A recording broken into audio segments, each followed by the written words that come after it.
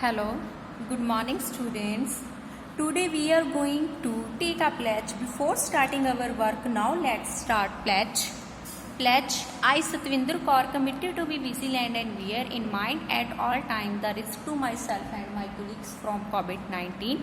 I promise to take all necessary precautions that prevent the spread of this deadly virus. I promise to follow and encourage others to follow the key COVID appropriate behavior, to always wear a mask, face cover, especially when in public places, to maintain a minimum distance of 6 feet from other, to wash my hand frequently and thoroughly with soap and water. Together we will win this fight against COVID-19.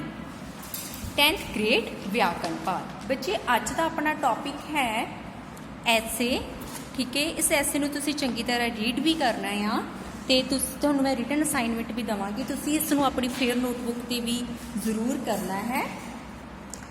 ਅੱਜ ਦਾ ਤੁਹਾਡਾ topic ਹੈ ਮੇਰੇ ਜੀਵਨ ਦਾ ਉਦੇਸ਼, ਭਾਵ ਕਿ ਤੁਸੀਂ ਆਪਣੀ ਜ਼ਿੰਦਗੀ ਦੇ ਵਿੱਚ ਕੀ ਕਰਨਾ ਚਾਹੁੰਦੇ ਹੋ, ਤੁਹਾਡਾ ਉਦੇਸ਼ ਕੀ ਆ ਜ਼ਿੰਦਗੀ ਜਿਉਣ ਦਾ, ਤੁਸੀਂ ਕੀ ਬਣਨਾ ਚਾਹੁੰਦੇ ਹੋ, ਠੀਕ ਹੈ। ਪਹਿਲਾ ਹੈ ਭੂਮਿਕਾ। ਕਹਿੰਦੇ ਜੀਵਨ ਦੇ ਉਦੇਸ਼ ਤੋਂ ਭਾਵ ਜ਼ਿੰਦਗੀ ਦਾ ਕੋਈ ਵੀ ਮੰਤਵ ਜਾਂ ਨਿਸ਼ਾਨਾ ਹੁੰਦਾ ਹੈ, ਉਹੀ ਮਨੁੱਖ ਜ਼ਿੰਦਗੀ ਵਿੱਚ ਕਹਿੰਦੇ ਤਰੱਕੀ ਕਰ ਸਕਦਾ ਹੈ ਜਿਸ ਨੇ ਆਪਣੇ ਜੀਵਨ ਵਿੱਚ ਕੁਝ ਬਣਨ ਦਾ ਕੀਆ ਨਿਸ਼ਾਨਾ ਮਿੱਥਿਆ ਹੋਵੇ। ਜਿਹੜੇ ਮਨੁੱਖ ਆਪਣੇ ਜੀਵਨ ਦਾ ਕੋਈ ਨਿਸ਼ਾਨਾ ਨਿਰਧਾਰਤ ਨਹੀਂ ਕਰਦੇ, ਹਮੇਸ਼ਾ ਕੀ ਹੈ ਕਹਿੰਦੇ ਭਟਕਦੇ ਰਹਿੰਦੇ ਹਨ, ਉਹਨਾਂ ਦੀ ਹਾਲਤ ਉਸ ਵੇੜੀ ਵਰਗੀ ਹੁੰਦੀ ਹੈ ਜਿਸ ਦਾ ਕੋਈ ਮਲਾ ਨਹੀਂ ਹੁੰਦਾ, ਠੀਕ ਹੈ।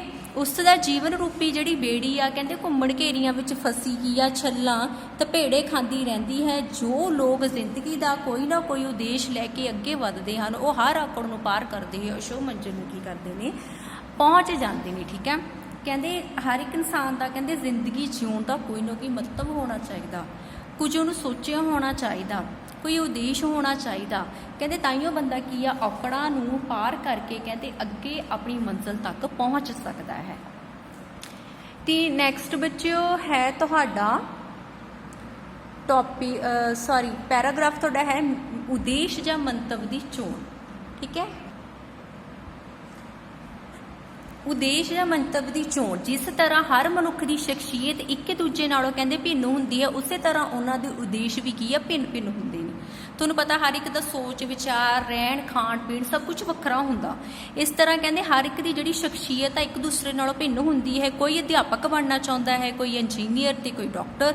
ਜਿਨ੍ਹਾਂ ਦਾ ਵਪਾਰ ਚੱਲਦਾ ਹੋਵੇ ਉਹਨਾਂ ਦਾ ਨਿਸ਼ਾਨਾ ਕੁਦਰਤੀ ਹੀ ਵਪਾਰੀ ਬਣਨ ਦਾ ਬਣ ਜਾਂਦਾ ਹੈ। ਕਈਆਂ ਦੀ ਸੋਚ ਰਾਜਨੀਤਿਕ ਵੱਲ ਮੁੜ ਜਾਂਦੀ ਹੈ, ਕਈਆਂ ਦੀ ਲਗਨ ਸਮਾਜ ਸੇਵਾ ਵੱਲ ਚਲੇ ਜਾਂਦੀ ਹੈ। ਇਸੇ ਕਰਕੇ ਮਨੁੱਖ ਦੀ ਰੁਚੀ ਮੁਤਾਬਕ ਆਪਣਾ ਉਦੇਸ਼ ਕੀ ਆ ਨਿਰਧਾਰਿਤ ਕਰਨਾ ਹੁੰਦਾ ਹੈ। ਨੈਕਸਟ ਹੈ ਮੇਰਾ ਜੀਵਨ ਉਦੇਸ਼, ਭਾਵ ਕਿ ਮੇਰਾ ਕੀ ਉਦੇਸ਼ ਹੈ ਜ਼ਿੰਦਗੀ ਜਿਉਣ ਦਾ।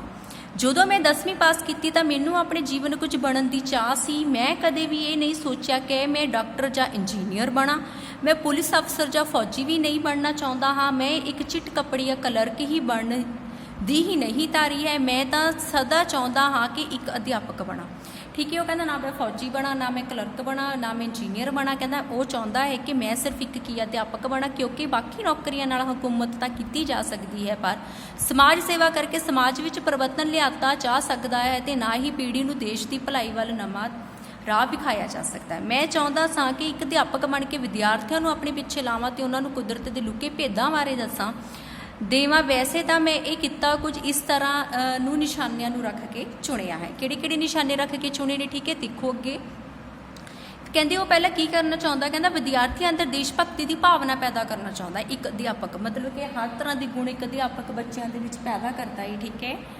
ਮੈਨੂੰ ਪਤਾ ਹੈ ਕਿ ਇੱਕ ਅਧਿਆਪਕ ਵਿਦਿਆਰਥੀਆਂ ਨੂੰ ਜਿੱਧਰ ਚਾਹੇ ਲਗਾ ਸਕਦਾ ਹੈ, ਪਰ ਮੈਂ ਤਾਂ ਵਿਦਿਆਰਥੀਆਂ ਨੂੰ ਭਗਤ ਸਿੰਘ, ਸੁਭਾਸ਼ ਚੰਦਰ ਬੋਸ, ਠੀਕ ਹੈ, ਸਰਦਾਰ ਪਟੇਲ, ਲਾਲਾ ਲਾਜਪਤ ਰਾਏ ਵਰਗੇ ਜਿਹੜੇ ਹੈਗੇ ਨੇ ਕਹਿੰਦੇ ਦੇਸ਼ ਭਗਤ ਬਣਾਉਣਾ ਚਾਹੁੰਦਾ ਹਾਂ। ਮੈਂ ਵਿਦਿਆਰਥੀਆਂ ਵਿੱਚ ਦੇਸ਼ ਪਿਆਰ ਕੁੱਟ ਕੇ ਭਰ ਦੇਣਾ ਚਾਹੁੰਦਾ ਹਾਂ। ਭਾਵ ਸਾਨੂੰ ਆਜ਼ਾਦੀ ਮਿਲ ਚੁੱਕੀ ਹੈ, ਪਰ ਸਾਨੂੰ ਸੱਚੇ ਦੇਸ਼ ਭਗਤਾਂ ਦੀ ਕੀ ਹੈ ਕਹਿੰਦੇ ਬਹੁਤ ਹੀ ਜ਼ਿਆਦਾ ਲੋੜ ਹੈ। ਕਹਿੰਦੇ ਉਹਨਾਂ ਵਰਗੇ ਸਾਨੂੰ ਸੱਚੇ ਦੇਸ਼ ਭਗਤ ਨਹੀਂ ਮਿਲਦੇ, ਭਾਵ ਕਿ ਉਹਨਾਂ ਨੇ ਸਾਨੂੰ ਆਜ਼ਾਦੀ ਤਾਂ ਦਵਾ ਦਿੱਤੀ ਆ, ਪਰ ਉਹਨਾਂ ਦੇ ਰਸਤੇ 'ਤੇ ਅੱਜ ਵੀ ਬਹੁਤ ਘੱਟ ਲੋਕੀ ਚੱਲਦੇ ਹਨ। ਇੱਕ ਅਧਿਆਪਕ ਇੱਕ ਪਵਿੱਤਰ ਕਿੱਤਾ ਹੈ, ਠੀਕ ਹੈ। ਮੈਂ ਇਸ ਅਧਿਆਪਕ ਦੇ ਕਿੱਤੇ ਨੂੰ ਇਸ ਕਰਕੇ ਚੁਣਿਆ ਹੈ ਕਿਉਂਕਿ ਇੱਕ ਬਹੁਤ ਹੀ ਪਵਿੱਤਰ ਕਿੱਤਾ ਹੈ। ਇਹ ਇਮਾਨਦਾਰੀ ਤੇ ਕਿਰਤ ਕਮਾਈ ਕਰਨ ਵਾਲਾ ਕਿੱਤਾ ਹੈ। ਭਾਵੇਂ ਹੋਰ ਕਿੱਤਿਆਂ ਵਿੱਚ ਪੈਸਾ ਤਾਂ ਹੈ, ਪਰ ਮਨ ਨੂੰ ਸ਼ਾਂਤੀ ਨਹੀਂ ਹੈਗੀ। ਮੈਂ ਸੋਚਦਾ ਹਾਂ ਕਿ ਪੈਸਾ ਹੀ ਜ਼ਿੰਦਗੀ ਵਿੱਚ ਸਭ ਕੁਝ ਨਹੀਂ। ਮੈਨੂੰ ਪੂਰਨ ਵਿਸ਼ਵਾਸ ਹੈ ਕਿ ਮੈਂ ਘੱਟ ਕਮਾਈ ਕਰਕੇ ਵੀ ਆਪਣੇ ਪਰਿਵਾਰ ਦਾ ਪੇਟ ਪਾਲ ਸਕਦਾ ਹਾਂ। ਮੈਂ ਬੇਈਮਾਨੀ, ਹੇਰਾਫੇਰੀ, ਭ੍ਰਿਸ਼ਟਾਚਾਰੀ ਨਾਲ ਕਮਾਏ ਪੈਸੇ ਦੂਰ ਹੀ ਇਹਨਾਂ ਤੋਂ ਰਹਿਣਾ ਚਾਹੁੰਦਾ। ਕਹਿੰਦੀ ਵੀ ਮੈਂ ਚੋਰ ਡਕੈਤੀ, ਭ੍ਰਿਸ਼ਟਾਚਾਰੀ ਜਿਹੜੀ ਹੋ ਗਈ, ਹੇਰਾਫੇਰੀ ਹੋ ਗਈ, ਬੇਈਮਾਨੀ ਹੋ ਗਈ, ਕਹਿੰਦੀ ਇਹਨਾਂ ਚੀਜ਼ਾਂ ਨਾਲ ਮੈਂ ਪੈਸਾ ਨਹੀਂ ਕਮਾਉਣਾ ਚਾਹੁੰਦਾ। ਮੈਂ ਪੈਸਾ ਕਿਵੇਂ ਕਮਾਉਣਾ ਚਾਹੁੰਦਾ ਹਾਂ? ਇੱਕ ਪਵਿੱਤਰ ਕਮਾਈ ਕਰਕੇ। ਅਧਿਆਪਕ ਕੌਮ ਦਾ ਨਿਰਮਾਤਾ ਹੁੰਦੇ ਨੇ। ਕਹਿੰਦੇ ਮੈਨੂੰ ਇਸ ਗੱਲ ਦਾ ਪੂਰਾ ਗਿਆਨ ਹੈ ਕਿ ਅਧਿਆਪਕ ਕੌਮ ਦਾ ਕੀ ਹੁੰਦੇ ਨੇ, ਨਿਰਮਾਤਾ ਹੁੰਦਾ ਨੇ। ਇੱਕ ਅਧਿਆਪਕ ਹੀ ਕੌਮ ਨੂੰ ਬਣਾ ਸਕਦਾ ਹੈ ਤੇ ਉਹੀ ਉਸ ਨੂੰ ਵਿਗਾੜ ਸਕਦਾ ਹੈ। ਜੇ ਅਧਿਆਪਕ ਸੁਹਿਰਦਾਂ ਨਾਲ ਕੰਮ ਕਰੇ ਤਾਂ ਕੌਮ ਦੀ ਕਾਇਆ ਹੀ ਪਲਟ ਕੇ ਰੱਖ ਦਿੱਤਾ ਹੈ। ਭਾਵੇਂ ਮੇਰੇ ਦੇਸ਼ ਵਿੱਚ ਕਾਫੀ ਅਧਿਆਪਕ ਹਨ, ਪਰ ਸੁਹਿਰਦਾ ਦੀ ਬਹੁਤ ਜ਼ਿਆਦਾ ਘਾਟ ਹੈ। ਸਾਡੇ ਦੇਸ਼ ਦਾ ਅਧਿਆਪਕ ਪੂਰੀ ਤਨਦੇਹੀ ਨਾਲ ਆਪਣਾ ਫਰਜ਼ ਨਿਭਾ ਰਿਹਾ ਹੈ। ਜੇ ਇਹ ਕਹਿ ਲਈਏ ਕਿ ਉਹ ਆਪਣੇ ਫਰਜ਼ ਦਾ ਗੱਦਾਰੀ ਕਰ ਰਿਹਾ ਹੈ, ਕੋਈ ਝੂਠ ਨਹੀਂ ਹੋਵੇਗਾ। ਮੇਰੇ ਕਹਿਣ ਤੋਂ ਭਾਵ ਇਹ ਨਹੀਂ ਹੈ ਕਿ ਸਾਰੇ ਅਧਿਆਪਕ ਹੀ ਸੁਹਿਰਦ ਨਹੀਂ ਹਨ, ਬਲਕਿ ਕੁਝ ਕੁ ਸਵਾਰਥੀ ਅਧਿਆਪਕ ਕੌਮ ਦਾ ਬੇੜਾ ਗਰਕ ਕਰ ਰਹੇ ਹਨ। ਠੀਕ ਹੈ, ਕਿੱਦਾਂ ਗਰਕ ਕਰ ਰਹੇ ਨੇ? ਜਿਵੇਂ ਕਿ ਕਈ ਪੈਸੇ ਦੇ ਕੇ ਬੱਚਿਆਂ ਨੂੰ ਕੀ ਕਰਦੇ ਨੇ, ਨਕਲ ਮਰਵਾਉਂਦੇ ਨੇ ਐਗਜ਼ਾਮ ਦੇ ਵਿੱਚ ਪਾਸ ਕਰਵਾਉਣ ਵਾਸਤੇ ਬਿਨਾਂ ਪੜ੍ਹੇ। ਠੀਕ ਹੈ, ਉਹ ਬੱਚੇ ਲਕੀਰ ਦੇ ਫਕੀਰ ਹੋ ਜਾਂਦੇ ਨੇ, ਪਾਸ ਹੋ ਜਾਂਦੇ ਨੇ, ਉਹਨਾਂ ਨੂੰ ਸਰਟੀਫਿਕੇਟ, ਡਿਗਰੀ, ਡਿਪਲੋਮੇ ਤਾਂ ਮਿਲ ਜਾਂਦੇ ਨੇ, ਪਰ ਉਹਨਾਂ ਨੂੰ ਕੋਈ ਐਜੂਕੇਸ਼ਨ ਨਹੀਂ ਮਿਲਦੀ। ਸੋ ਮੇਰੀ ਇਹੀ ਇੱਛਾ ਹੈ ਕਿ ਮੈਂ ਇੱਕ ਅਗਾਂਹ ਵਧੂ ਵਿਚਾਰਾਂ ਵਾਲਾ ਅਧਿਆਪਕ ਬਣਾ। ਕੌਮ ਦੀ ਖੁਸ਼ਹਾਲੀ ਮੈਂ ਹਰ ਯਤਨ ਕਰਾਂ। ਭਾਵ ਇਸ ਵਾਸਤੇ ਮੈਨੂੰ ਕਿੰਨੇ ਵੀ ਵਿਰੋਧ ਚਾਹੇ ਕਿਉਂ ਨਾ ਸਹਿਣ ਪਏ, ਪਰ ਮੈਂ ਇੱਕ ਸੁਹਿਰਦ ਅਧਿਆਪਕ ਹੀ ਬਣਾਂਗਾ। ਹੋਰ ਅਗਾਊ ਵਧੂ ਕੰਮ। ਹੋਰ ਕਿਹੜੇ ਅਗਾਊ ਵਧੂ ਕੰਮ ਕਰਨੇ ਚਾਹੀਦੇ ਨੇ? ਕਹਿੰਦੇ ਮੈਂ ਇਹ ਸੋਚਿਆ ਹੈ ਕਿ ਮੈਂ ਅਧਿਆਪਕ ਬਣ ਕੇ ਹੋਰ ਉਸਾਰੂ ਕੰਮ ਵੀ ਬਹੁਤ ਕਰਾਂਗਾ। ਜਿਵੇਂ ਪਿੰਡ ਵਿੱਚ ਅਨਪੜ੍ਹ ਜਿਹੜੇ ਲੋਕਾਂ ਨੇ ਉਹਨਾਂ ਨੂੰ ਪੜ੍ਹਾਵਾਂਗਾ, ਜਿਹੜੇ ਨਹੀਂ ਪੜ੍ਹ ਸਕਦੇ ਜਾਂ ਜਿਨ੍ਹਾਂ ਕੋਲ ਪੈਸਾ ਨਹੀਂ, ਕੋਈ ਸਹੂਲਤ ਨਹੀਂ ਹੈ ਪੜ੍ਹਨ ਦੀ, ਉਹਨਾਂ ਨੂੰ ਮੈਂ ਫ੍ਰੀ ਪੜ੍ਹਾਵਾਂਗਾ, ਐਜੂਕੇਸ਼ਨ ਦੇਵਾਂਗਾ ਤਾਂ ਜੋ ਆਪਣੇ ਪੈਰਾਂ 'ਤੇ ਖੜੇ ਹੋ ਸਕਣ। ਪਿੰਡ ਵਿੱਚ ਇੱਕ ਲਾਇਬ੍ਰੇਰੀ ਵੀ ਕਾਇਮ ਕਰਾਂਗਾ ਜਿਸ ਵਿੱਚ ਸਿਰਫ ਉਸਾਰੂ ਸਾਹਿਤ ਦੀਆਂ ਪੁਸਤਕਾਂ ਲਿਖੀਆਂ ਜਾਂ ਸਾਡੇ ਪੁਰਾਣੇ ਇਤਿਹਾਸ ਹੋ ਗਿਆ, ਸਾਡਾ ਸਾਹਿਤ ਹੋ ਗਿਆ, ਲੋਕ ਕਲਾਵਾਂ ਹੋ ਗਈਆਂ, ਗੁਰੂਆਂ ਬਾਰੇ ਹੋ ਗਈ। ਠੀਕ ਹੈ, ਹਿਸਟਰੀ, ਇੱਦਾਂ ਦੀਆਂ ਕਿਤਾਬਾਂ ਸਾਡੇ ਕਲਚਰ ਨਾਲ ਜਿਹੜੀਆਂ ਜੁੜੀਆਂ ਹੋਈਆਂ ਨੇ। ਠੀਕ ਹੈ, ਜੀਵਨੀਆਂ ਨੇ ਜਿਹੜੀਆਂ, ਕਹਿੰਦੀ ਉਹ ਪੜ੍ਹਨ ਅਤੇ ਆਪਣੀ ਜ਼ਿੰਦਗੀ ਦੇ ਵਿੱਚ ਉਹਨਾਂ ਚੀਜ਼ਾਂ ਨੂੰ ਅਪਣਾਉਣ ਤੇ ਗ੍ਰਹਿਣ ਕਰਨ। ਨੌਜਵਾਨ ਨੂੰ ਲੱਚਰ ਕਿਸਮ ਦੇ ਨਾਵਲ ਅਤੇ ਅਸ਼ਲੀਲ ਕਿਸਮ ਦੀਆਂ ਫਿਲਮਾਂ ਤੋਂ ਦੂਰ ਰੱਖਣ ਦੀ ਕੋਸ਼ਿਸ਼ ਕਰਾਂਗਾ। ਮੈਂ ਪਿੰਡ ਵਿੱਚ ਪੰਚਾਇਤ ਨਾਲ ਮਿਲ ਕੇ ਪਿੰਡ ਦੀ ਵਧੀਆ ਉਸਾਰੀ ਲਈ ਵੀ ਹੋਰ ਬਹੁਤ ਸਾਰੇ ਕੰਮ ਕਰਾਂਗਾ। ਮੈਂ ਆਪਣੇ ਵਿਦਿਆਰਥੀਆਂ ਨੂੰ ਸੱਚ ਦੇ ਪੁਜਾਰੀ ਬਣਾਵਾਂਗਾ। ਉਹਨਾਂ ਨੂੰ ਦੱਸਾਂਗੇ ਸੱਚ ਤੋਂ ਵੱਡਾ ਹੋਰ ਕੋਈ ਧਰਮ ਨਹੀਂ ਹੈ। ਮੈਂ ਵਿਦਿਆਰਥੀਆਂ ਨੂੰ ਲੋਕ ਕਲਿਆਣ, ਸਮਾਜ ਅਤੇ ਦੇਸ਼ ਦੀ ਰੱਖਿਆ ਲਈ ਪ੍ਰੇਰਣਾ ਦੇਵਾਂਗਾ। ਕੀ ਨਿਚੋੜ ਨਿਕਲਦਾ, ਪੂਰਾ ਸਾਰਾਂਸ਼ ਕੀ ਇਸ ਐਸੇ ਦਾ? ਕਹਿੰਦਾ ਮੈਨੂੰ ਆਸ ਹੈ ਕਿ ਮੈਂ ਆਪਣੇ ਨਿਸ਼ਾਨੇ ਨੂੰ ਪ੍ਰਾਪਤ ਕਰਨ ਵਿੱਚ ਜ਼ਰੂਰ ਹੀ ਸਫਲ ਹੋਵਾਂਗਾ। ਇਹਦੇ ਬਾਅਦ ਚੋਂ ਬੱਚਿਓ ਆਪਾਂ ਕੁਛ ਕੁ ਟਾਈਮ ਪਹਿਲਾਂ ਵੀ ਸ਼ਾਇਦ ਫਸਟ ਟਰਮ ਕੀਤਾ ਸੀ ਵਿਦਿਆਰਥੀ ਅਤੇ ਅਨੁਸ਼ਾਸਨ। ਠੀਕ ਹੈ, ਇਹ ਜਿਹੜਾ ਪਹਿਲਾਂ ਤੁਹਾਨੂੰ ਮੈਂ ਐਸੇ ਕਰਵਾਇਆ, ਇਸ ਨੂੰ ਤੁਸੀਂ ਯਾਦ ਵੀ ਕਰਨਾ ਅਤੇ ਤੁਸੀਂ ਇਹਨੂੰ ਆਪਣੀ ਫੇਅਰ ਨੋਟਬੁੱਕ 'ਤੇ ਵੀ ਕਰਨਾ ਹੈ ਚੰਗੀ ਤਰ੍ਹਾਂ। ਠੀਕ ਹੈ, ਤੁਹਾਡਾ ਹੋਮਵਰਕ ਇਹਦੇ ਵਿੱਚ ਕੀ ਹੈ? ਵਿਦਿਆਰਥੀ ਅਤੇ ਅਨੁਸ਼ਾਸਨ ਹੀ। ਇਸ ਐਸੇ ਨੂੰ ਤੁਸੀਂ ਚੰਗੀ ਤਰ੍ਹਾਂ ਪੜ੍ਹਨਾ ਅਤੇ ਫਿਰ ਜਦੋਂ ਆਨਲਾਈਨ ਕਲਾਸ ਤੁਹਾਡੀ ਲੱਗੇਗੀ ਉਹਦੇ ਵਿੱਚ ਮੈਂ ਤੁਹਾਨੂੰ ਚੰਗੀ ਤਰ੍ਹਾਂ ਕੰਪਲੀਟ ਕਰਵਾ ਦਾਂਗੀ, ਸਮਝਾ ਦਾਂਗੀ ਜੋ ਵੀ ਤੁਹਾਡੇ ਡਾਊਟ ਹੋਏ। ਦੇਖੋ, ਵਿਦਿਆਰਥੀ ਅਤੇ ਅਨੁਸ਼ਾਸਨਹੀਨਤਾ ਭਾਵ ਅਨੁਸ਼ਾਸਨ ਵਿਦਿਆਰਥੀਆਂ ਦੇ ਜੀਵਨ ਵਿੱਚ ਬਹੁਤ ਜ਼ਿਆਦਾ ਜ਼ਰੂਰੀ ਆ। ਪਹਿਲਾਂ ਤੁਸੀਂ ਇਹਦੀ ਭੂਮਿਕਾ ਕਰੋਗੇ। ਵਿਦਿਆਰਥੀਆਂ ਵਿੱਚ ਜਿਹੜਾ ਅਨੁਸ਼ਾਸਨ ਹੈ, ਅਨੁਸ਼ਾਸਨਹੀਨਤਾ ਕਿਵੇਂ ਹੋਣੀ ਚਾਹੀਦੀ ਹੈ? ਠੀਕ ਹੈ, ਕਿਵੇਂ ਹੋਣਾ ਚਾਹੀਦਾ ਜਿਹੜਾ ਵਿਦਿਆਰਥੀਆਂ ਵਿੱਚ ਅਨੁਸ਼ਾਸਨ ਤੇ ਹੈਗਾ।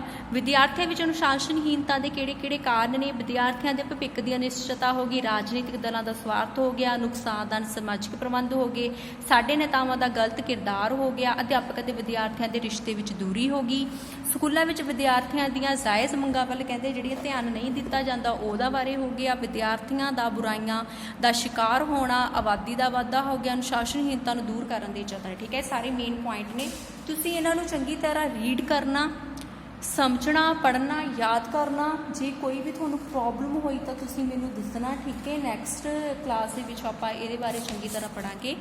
ਬੱਚੇ, ਇਹ ਹੈਗਾ ਸੀ ਤੁਹਾਡੇ ਅੱਜ ਦੇ ਦੋਨੋਂ topic. Thanks, have a nice day.